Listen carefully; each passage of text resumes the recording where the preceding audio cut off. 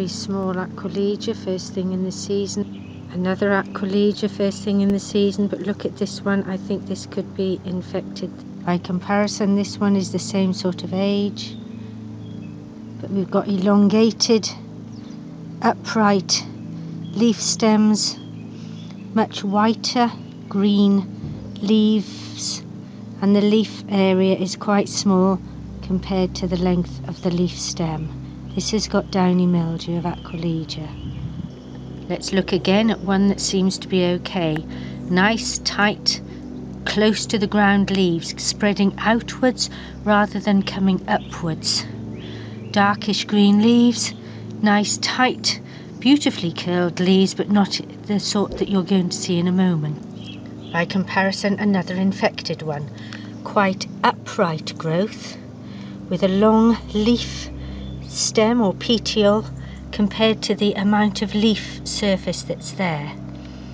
The leaf surface is also quite whitey green rather than green. Another infected one, and this time we can see that there's a leaf curling at the edges, and on this one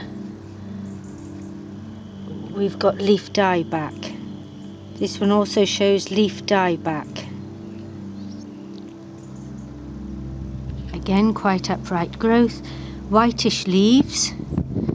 There's some dieback here, and we can also see some perhaps abnormal curling on this and this one.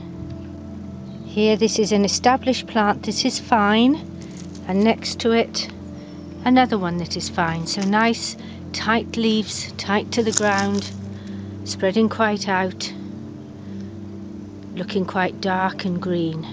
Compared to this one, much more upright growth, long leaf stem compared to the leaf surface area.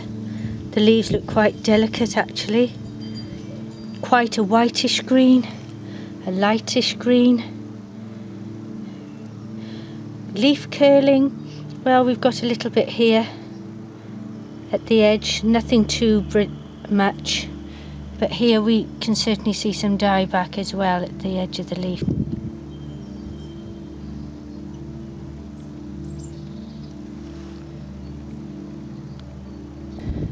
This plant definitely shows a lot of the leaf curl. Let's go closer. Another older plant, but we've definitely got some infection here.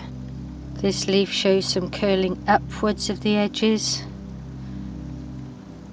and this one shows the curling downwards of the edges. These are all systemically infected, and we may or may not see any downy mildew symptom itself on the underside. It's growing inside the leaf at the moment. This is a naturally golden leaf form, but again we've got more upright growth. This is again worrying, and this one's going to be infected. Another infected one, I don't know if you can see, but there's slug slime on this. The slugs love to feed on the downy mildew.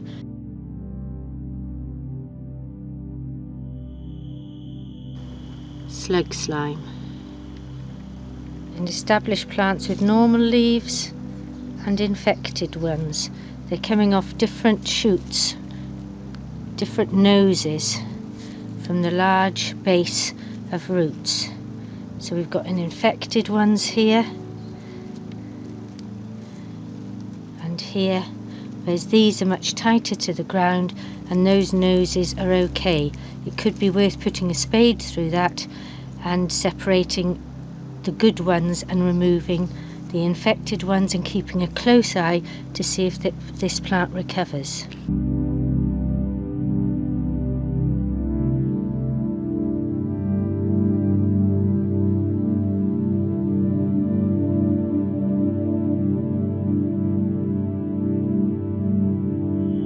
A wonderful example here. Half of it is totally fine, half of it is infected systemically, showing the lighter growth, taller, less leaf, and certainly in the very centre at the back, a very disintegrating leaf over there.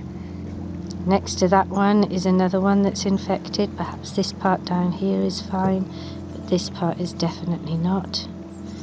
Again, these look etiolated or drawn. They look almost frosted, but frost isn't going to get aquilegias.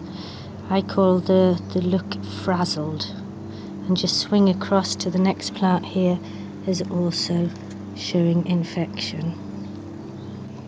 There is some hope for the future with my wide gene pool. This one's unaffected, but very close to the ones that I've just shown. And again, next door to this is another one that's systemically infected and showing all of the typical symptoms. And another one a little bit further down. Again, all of these are going to be removed and used as scientific material for looking into this further with the RHS. Looking a bit closer at those frazzled leaves, and eventually they're going to start to disintegrate from the edges until there's just about no leaf left, and all you're left with is the leaf petiole, which divides into three, typical of the Aquilegia. Eventually there won't be any leaf left, and then finally the whole of this will also fall off, leaving what looks like probably quite sturdy, turgid and okay roots. Again, a nice healthy one. Yes, you've got leaf curl, but it's not the same as the sort of leaf curl that you expect from the margins of infected one. Whereas this infected one certainly also has the curled leaf edges. This one has more upwardly curved edges to the leaf, and then disintegrating leaf edges.